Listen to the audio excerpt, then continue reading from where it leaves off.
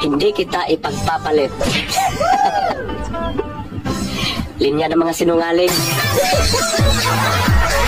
Mahal ka dahil magagamit ka. Nakakalungkot lang isipin na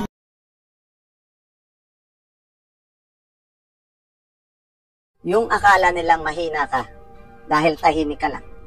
Yung akala nila na isa kang uto-uto na walang alam dahil tahimik ka lang. Putang ina. Scam! Dahil ang mga tahimik na tao, mas pinipili na magtiis masaktan. Huwag ka lang masaktan. Pero ibang klase magalit ang mga taong to.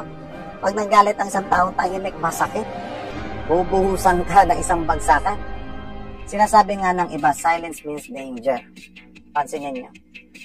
Pag nakasagpo mo isang taong maingay, lagi kang alerto, lagi kang handa.